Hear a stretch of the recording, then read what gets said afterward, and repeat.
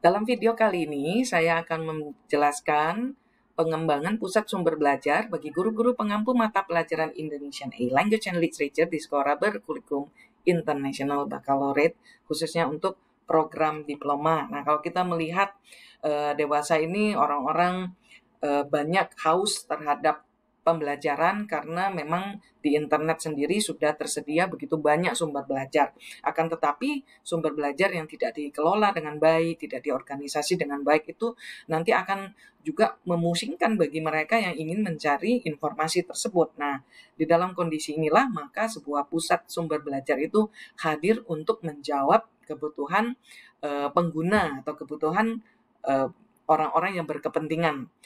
Nah, di hal lain kita juga melihat bahwa pesatnya pertumbuhan ekonomi dan teknologi juga menyebabkan orang ingin belajar banyak dan ingin belajar banyak namun punya waktu dan kesempatan yang terbatas. Nah, dengan hadirnya kemajuan teknologi, mobile phone misalnya, dan juga dengan kondisi COVID sekarang, itu membuat orang akhirnya menemukan satu solusi yaitu belajar kapan saja dan di mana saja. Jadi pembelajaran sudah tidak melakukan lagi dengan pendekatan-pendekatan yang tradisional atau konvensional, tapi lebih adaptif atau lebih fleksibel terhadap keadaan. Nah, kondisi yang lebih adaptif dan fleksibel itu juga dijawab dengan hadirnya sebuah pusat sumber belajar yang memungkinkan para penggunanya untuk mengakses informasi kapan dan di mana saja.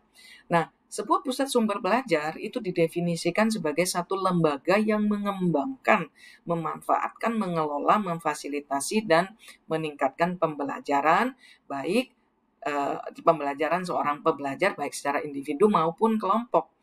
Nah, hadirnya pusat sumber belajar ini memberikan kemudahan kepada pembelajar, baik secara individu maupun kelompok itu untuk memanfaatkan sumber belajar yang tersedia. Nah, di dalam mengembangkan proyek ini, saya menggunakan pendekatan ADDE, yaitu Analysis, Design, Development, Implementation, and Evaluation. Tetapi pembahasannya saya melakukan sampai pada tahap desain. Nah, saya banyak menghabiskan waktu di bagian analisis, karena bagian analisis adalah bagian yang paling penting dan krusial di dalam keseluruhan lingkaran pengembangan ini. Nah, di dalam fase analisis saya melakukan identifikasi masalah yang saya sebut dengan kesenjangan. Nah, kesenjangan itu saya maknai sebagai ketidaksesuaian antara kondisi yang ada dengan hasil yang diharapkan.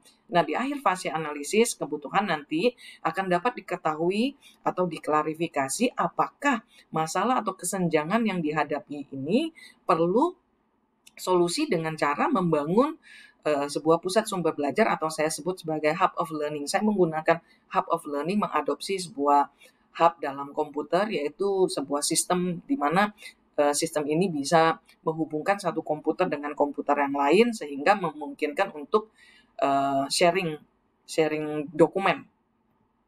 Nah, di dalam tahap analisis ini saya melakukan beberapa tahapan atau beberapa langkah, yaitu memvalidasi kesenjangan kinerja, merumuskan tujuan proyek yang akan dikembangkan, menganalisis sasaran pengguna, mengidentifikasi sumber daya yang tersedia, serta menentukan sistem atau metode pembelajaran yang sesuai. Nah, untuk melakukan validasi, saya melakukan survei yang sudah dilakukan pada bulan Oktober 2021 yang lalu, dengan menggunakan Google Form. Nah, dari hasil survei terhadap 14 guru pengampu mata pelajaran Indonesian A Language and Literature, ternyata saya bisa mengidentifikasi adanya kesenjangan berupa kurangnya pengetahuan dan keterampilan di dalam memahami kurikulum Indonesian A Language and Literature yang baru saja diperbaharui oleh International Baccalaureate di tahun 2019. Kenapa hal ini terjadi? Karena buku panduan itu dibuat dalam bahasa Inggris yang sangat akademis, sedangkan penggunanya, yaitu guru-guru pengampu bahasa Indonesia ini memiliki keterbatasan dalam memahami, sehingga di sanalah awal terjadinya kesenjangan.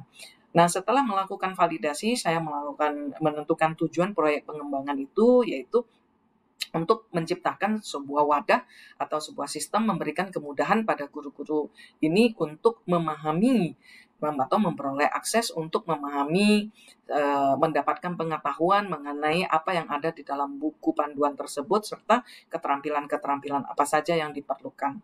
Nah, saya juga melakukan analisis calon pengguna, yaitu kepada siapa saja yang mungkin nanti akan menggunakan pusat sumber belajar ini, dan tentunya tidak hanya dibatasi kepada 14 guru yang menjadi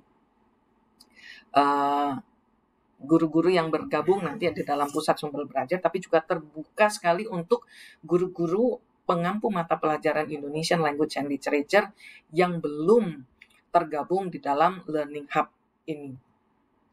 Kemudian saya juga melakukan identifikasi terhadap sumber belajar yang tersedia saat ini berupa sumber belajar buku teks misalnya, yang kebetulan semua buku teksnya yang ada saat ini adalah berbahasa Inggris dan belum tersedia dalam bahasa Indonesia. Kemudian saya juga menilik bagaimana fasilitas instruksional yang ada.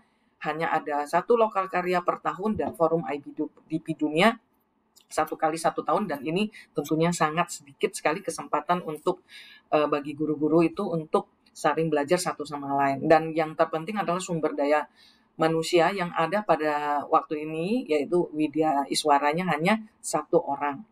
Nah, kemudian saya juga melakukan sistem atau metode, menentukan sistem atau metode pembelajaran yang sesuai dengan mengkaji beberapa metode pembelajaran atau delivery system nanti di dalam pusat sumber belajar ini, dan nantinya mana yang terbaik, dan itulah yang akan digunakan dengan menyesuaikan pada karakteristik calon penggunanya. Nah, di tahap desain saya membicarakan mengenai struktur pusat sumber belajar yang menggunakan pola center atau pola terpusat. Jadi nanti akan ada 1 kolaborator utama yang menjadikan pusat sumber belajar, kemudian anggota-anggotanya adalah guru-guru dari institusi atau sekolah yang mengampu mata pelajaran yang sama. Dan di sini sekalian saya menunjukkan juga prinsip kerja bahwa di dalam hub of learning atau learning hub ini, pembelajaran atau prinsip kerjanya bukanlah hanya mengambil atau mengakses mata, tetapi kita ingin membangun satu hubungan kemitraan yang bersifat kolaboratif, sehingga di dalam manajemen performa nanti akan ada peningkatan kinerja pengetahuan, akan ada pengukuran profesionalisme, penyesuaian pengajaran dengan silabus, dan masuk kepada rancangan silabus, itu semua akan dikerjakan bersama-sama. Nah, sekolah-sekolah yang tergabung di dalam Learning Hub atau para pengguna yang akan nanti mengakses Learning Hub ini akan bersama-sama memberikan kontribusi, sehingga disitulah pembelajaran menjadi lebih bermakna dan lebih berfaedah bagi yang lain. Juga di bagian tahap analisis di bagian akhir saya menjelaskan kira-kira kegiatan atau pusat sumber belajarnya apa saja.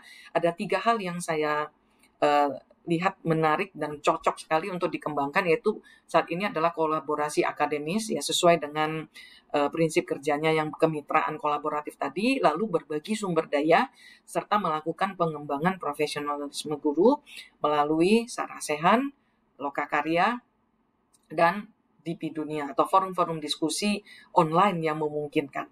Demikianlah kira-kira apa yang ada di dalam program pengembangan ini. Saya mengucapkan terima kasih kepada Pak Henry yang sudah memberikan banyak sekali bimbingan. Sungguh saya berharap melalui pengembangan ini, pusat sumber belajar ini dapat dimanfaatkan oleh guru-guru pengampu mata pelajaran Indonesian Language and Literature bagi peningkatan mutu kualitas pendidikan mereka, dan semoga mereka menjadi ting di akhir pembelajarannya. Terima kasih.